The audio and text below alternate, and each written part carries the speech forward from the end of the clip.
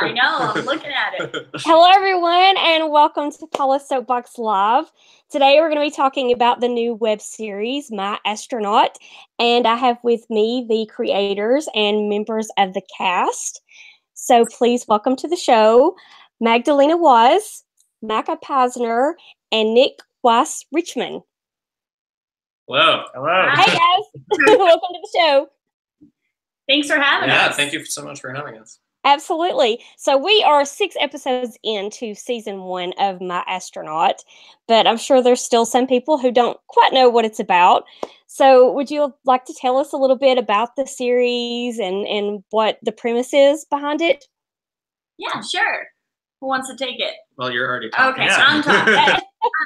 So My Astronaut is a story about a woman who for her entire life has wanted to go to Mars, and she stumbles upon an opportunity to do so as part of a civilian mission, kind of like the real Mars One project.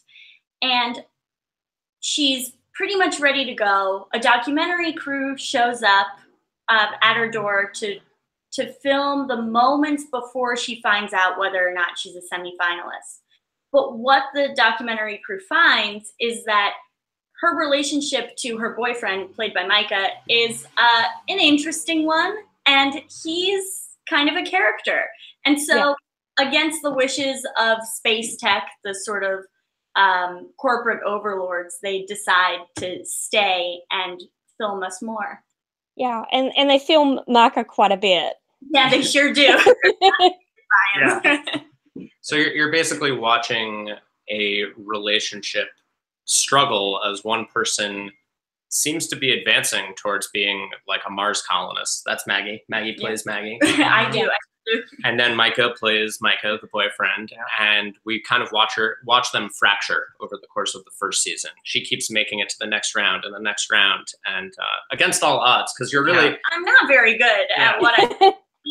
Even though those programs don't really require you to be good at much of anything except wanting to go to Mars, I'm still a little iffy on that part, too. Yeah. Well, I know that Micah, your character, has been described as slow-witted. Yeah. Yes. So what was the thinking behind making your character that way? Because, you're not that way, obviously, in real life, so... Well, it's good. Sort of it's a good confession. That He's trying to come out to the world. It's good to see that you've picked up on that, having just met us. But yeah, I guess we sort of envisioned this project years ago. We sort of decided we wanted to shoot something while we were on another shoot, actually, at night. And we had really nice equipment, and Nick is a great camera operator. And he was like, let's film this. And so Nick was filming just me sitting out on a balcony talking. He's like, just talk about your girlfriend going to space. We didn't really set it up in advance. And we made this sort of weird video in South Dakota that we then later revisited. And we're like, this would be great as a full series. And that's sort of all me saying that when we first started, my character was a little bit more angry at the Maggie character, I guess you could say, in this original proof of concept. And then we realized that really what the story we wanted to tell was that we both really care about each other, and I really want the best for Maggie, but sort of the best way to do that without creating a lot of other problems would be for me to not sort of understand the gravity, if you will, of the situation. That Maggie's, if she leaves, it's not like a long distance relationship. She's leaving forever. As we kept filming, we sort of just found all these weird opportunities to make my character not understand really anything around the world. I mean, on a very gut level, as we experimented with that improvised exploration of this character work a couple of years ago, the sillier we made Micah's characters, sort of the more delighted we felt. And we kind of we followed what was warm. We followed what felt good to us. So there was a very intuitive response to making him more of a simpleton. We were delighted by it. Yeah. So your character devolved. Yes. You can definitely say that. Yeah. Well, I really like the scene where he made friends with the locksmith and the water repair guy. So that was I mean, he has a pretty easy time making friends, so that's not really a problem, even though he is somewhat of an outsider. Yeah, we really like that idea that he seems like someone who would not get along with anybody, but he seems to do pretty well when it comes to actually making friends within the scene, just because he's open to things. Which helps you feel better, I think, about Maggie's character, because he probably could do fine on his own, and she's not necessarily the biggest bad guy for leaving him to fend for himself, if that's indeed what she's doing. Yeah. Yeah, he'll just share a bowl of cereal with whoever happens to be at his apartment that day. So watch any old animated film he's got. Yeah. Well, go ahead. No, I was just going to say, which kind of gets to like some of the work as a creative team and the discussions have been around like Maggie as one of both the creators and writers, but also an actress. I think it's fair to say you kept on having some like internal conflict about like, is the Maggie character taking advantage of the Micah character? Yeah. Right. So we couldn't make Micah too dependent or too dumb. He needed to also provide something to the relationship, which is why we show him being really good around the house and like sort of doting on Maggie and making her breakfast. And there was an important balance to strike where we didn't want to make him completely inept at life. Right. Yeah. Well, and it's like you said, Maggie, a few seconds ago about Maggie is not a totally bad person for leaving him because he can fend for himself. He's not totally helpless. Exactly. So. Yeah. Right. Yeah. So we touched on this a little bit. You used the real first names of everyone in the cast for the character. So what was the thinking behind that? Good question. I think. Sorry. Oh, I was just going to say that, you know, because of the way that we improvised to start, especially, it was easier to think of ourselves by our first names. Yeah. Mostly for practical considerations so that we wouldn't trip ourselves up as we went. Yeah. But then it became, I don't know. It seemed like there's a lot of, you know, stripping away of artifice, even though it's a very sort of constructed show in that fake mockumentary style and all of these different layers of fakeness to it. But it seems like the characters themselves are just little down to earth guys, and there just didn't seem to be a reason to strip our names or like make us different from who we actually are as creators. Yeah. And there's also like a real virtue we felt in the fact that you two have been in a relationship for like 12 years. So, yeah, you know, to the extent that we wanted to use that to our advantage. And, you know, they have an intimacy and a knowledge of each other that means that in the improvised scene work, they can respond to each other really reflexively. And that meant that like both of their characters in a way really derive from parts of who they are, although they're utterly fictionalized in other ways. Yeah. So that brings up another question.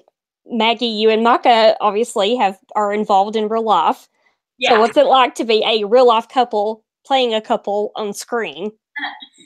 It was, I mean, it's fun. I don't think either of us would really consider ourselves actors going into this. I mean, we all consider ourselves writers. Like Maggie is a novelist, and Nick and I write screenplays and teleplays together.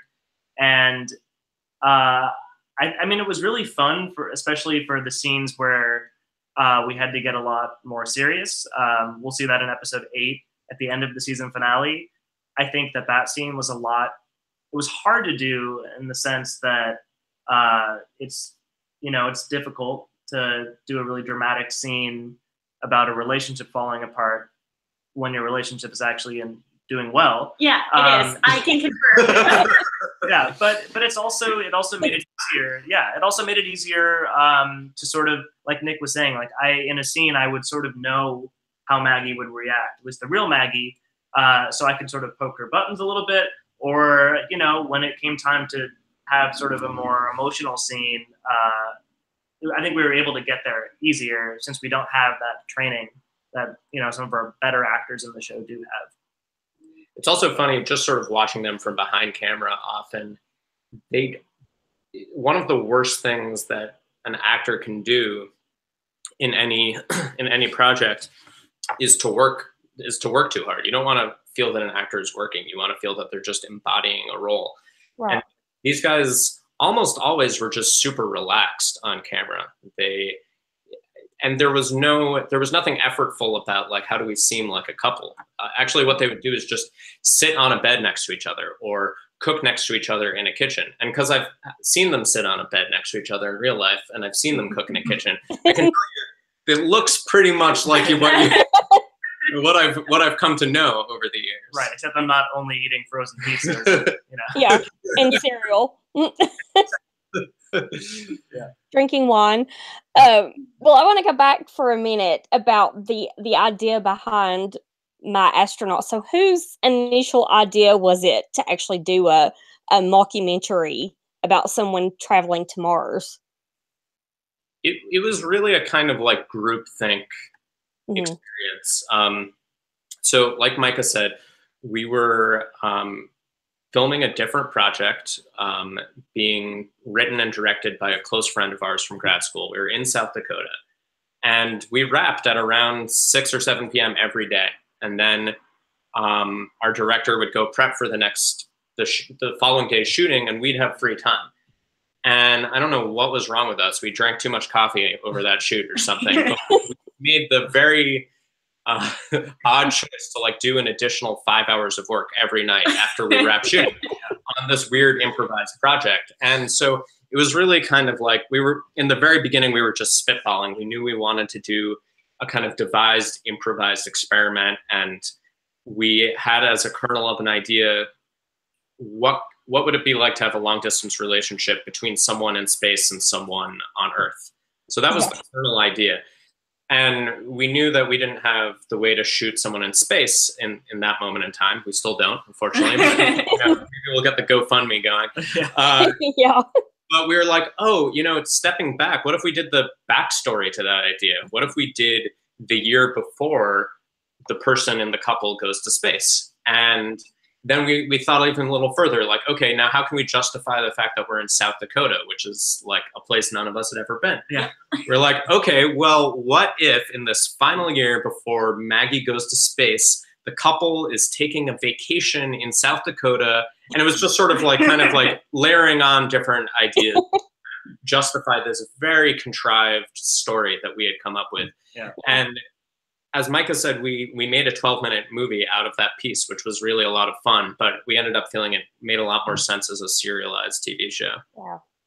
Yeah, and I think what drew us to the mockumentary, especially as we fleshed it out more, I mean, first off, we all love that format. But I think part of it was that we were sort of playing off of a lot of reality tropes. Like, the idea is that the filmmakers that show up are expecting to film, a 30-second puff piece like for American Idol about a candidate, and then as they're filming they realize, wait a minute, who is this guy in the interview? Yeah, giving Maggie advice off screen, and says he doesn't want to interrupt, but really he obviously wants to be a part of her life and part of the documentary. And the documentary gave us so many opportunities for moments like that, and to show sort of like what's really happening in a lot of these reality shows behind the scenes. And we thought it was a great opportunity to show the filmmakers themselves getting in there and like sort of deciding like, wait a minute, there's a much bigger story at play than Maggie going to space. So we all love meta stuff. And if you look at shows like The Comeback on HBO, or, obviously a huge influence for us is Christopher Guest, and, like This Is Spinal Tap. There is a way that you experience the crew and the filmmaking choices. But we, like Micah said, we're interested in going even further down that road of, seeing one intention on the part of the film crew change into a different intention. We thought that was kind of interesting, and we hadn't really seen that before. Yeah. So how long have you guys been collaborating together? Ooh, that's probably... Well, Nick and I made our first short film in, what was that, 2014, maybe? Yeah, 2013 actually. 2013. We were both in the MFA at Columbia, and Nick was he brought a script to me that was originally a drama, right? That you were going to technically direct. our first collaboration was. Oh right, before that. Yeah, I guess the first one was my short film the year before Nick produced, and that was something that I directed. And then after that, we started to collaborate writing on a short that Nick brought to me that was dramatic. And he's like, I think we'd work really well together on this if we could sort of make it funnier and sort of change it up. And we made a short called Vacation Face. I was like, write me some jokes. So, we made this sort of weird family dramedy about a daughter who wants to have her parents get divorced. That's her goal in the short. And then we ended up fleshing that into a feature script that is still available if anyone's looking to find it. But yeah, after that, we just we wrote a lot together, and we didn't hate working together. Right. And at the time, Maggie was living in Ohio in grad school as well. And then when she came to New York, we sort of just all started working together a lot more. Yeah, well, it sounds like it's a really good team. It sounds like it's working. It's great that all of you get along so well. So. Yeah, and even though he's not in the room, we should mention our fourth creator. Yeah. Yeah, come on, BJ. Where the heck are you? So BJ, we met because BJ is a childhood friend of another grad school friend of ours, and he was always on these Columbia films during grad school, and he was on the fateful South Dakota experimentation shoot that we keep on mentioning. There was a lot of serendipity and happenstance that kind of created the core team, but it also felt very inevitable. Like, I'm sure it was just a matter of time before the three of us were co-creating something together. Yeah. And BJ is a terrific part of the collaboration as well. Yes, just not of this interview. So well, I'm sure that you guys get asked this question all the time, but would any of you ever take a trip to Mars to colonize? Well, let the astronaut answer. I am very risk averse. And when I heard Elon Musk say, I don't know why I was watching this sort of live presentation he was doing about SpaceX's plans SpaceX. For a second, I thought I had said Space Tech. So he said something like, I would never be on that first shuttle because it is going to explode. Right. And I want to see my kids grow up. Right. And that was one thing we had our scholar who's played by Pia Glenn, who's an amazing improviser in New York, and she's a writer on The Opposition with Jordan Klepper.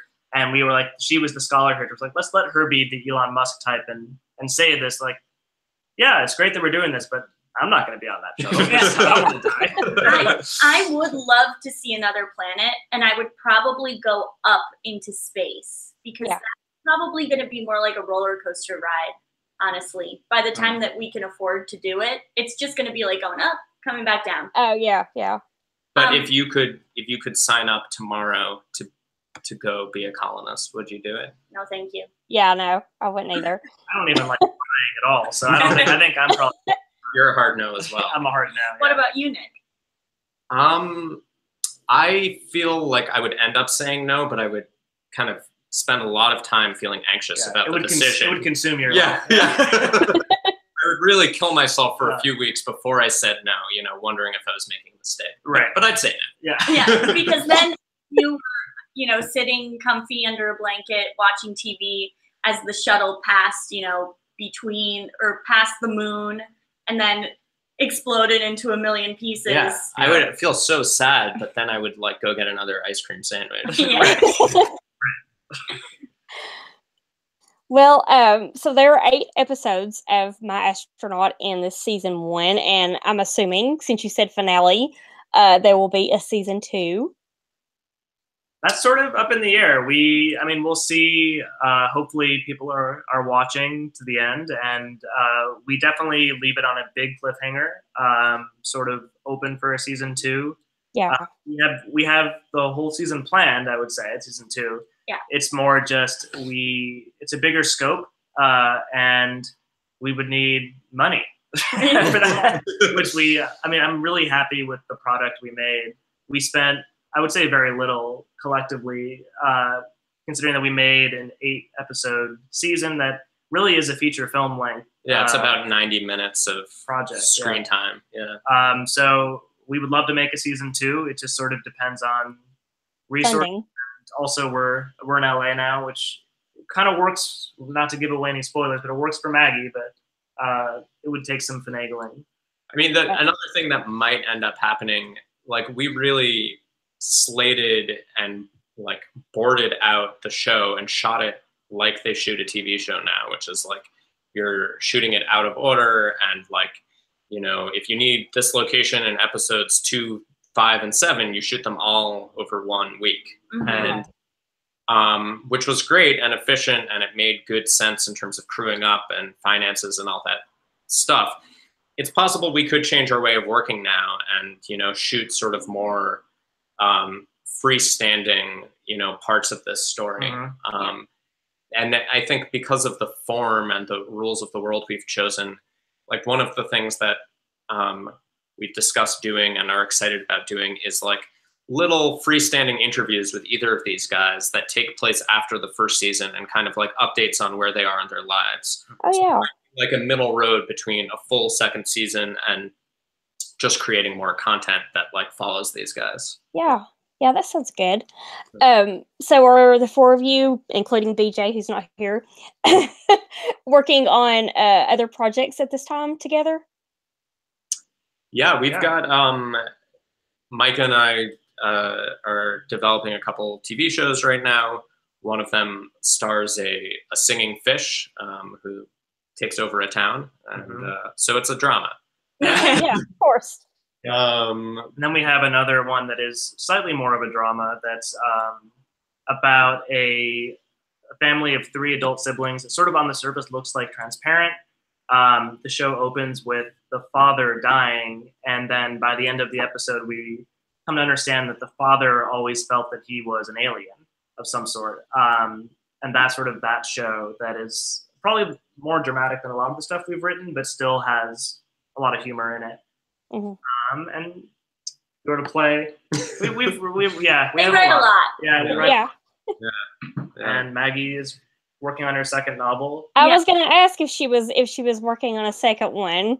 I am. I'm working on a second novel and also a collection of short stories, and also some of them are about Mars because I can't get it out of my head. Yeah, of course. Well, go ahead. No, I was just going to say, and we're probably going to be making, I think, more videos sometime in the next few months. So, yeah. Like, you know, we all have that itch to actually be in production sometimes. And the thing about being writers is that you spend a lot of your time alone sitting still. And, you know, the amazing thing about the like journey of making this My Astronaut show is that, like, you know, we're getting to release an episode every week and have people actually interact with us and share it with our audience, which is a lot more delightful, believe it or not, than like working on a script that no one ever sees. So yeah. Well, do you guys have anything that you would like to add before you go? Oh, well, I'd just like to add that if you've been watching, even if you haven't been watching, episodes 7 and 8 are really exciting. Episode 7 next week has Scott Adsit from 30 Rock in it, and it was one of our bigger episodes in terms of location and cast. That's a really big one we're excited about. And like Micah said, the finale is awesome. It's very dramatic. I don't think you'll be able to turn it off, and it's funny as well. So please keep watching if you have been. Yeah. And thank you for tuning in. Yeah. Well, My Astronaut is available on YouTube and Vimeo, as well as the website myastronautseries.com. So you can check it out there. And it's a web series, so it's not going to take a long time to binge watch. You know, I think each episode is like 12 to 15 minutes long, something like that. Yeah. So absolutely. Yeah, everyone absolutely go check that out, and we will be tuning in to see if you make a season 2, because as you've already promised, there's a cliffhanger for the season 1, episode 8. So everybody's going to want a season 2. We hope so. Fingers crossed. And we just also wanted to point out, our heads are actually the same size. I know it's hard to tell that. Yeah, it's about distance from the camera. Yeah. So, Well, thank you guys so much for coming on, and I hope that you'll come back when you get ready to make season 2, because I have a feeling you're going to be making season 2. So we hope you'll have us then. Yeah, we would love to. Yeah, absolutely. Yes, please stay in touch and keep me updated on your other projects as well. Absolutely. Thanks so much, Paula. Thank you. Absolutely. Thank you, guys. You have a good night. Bye. You too.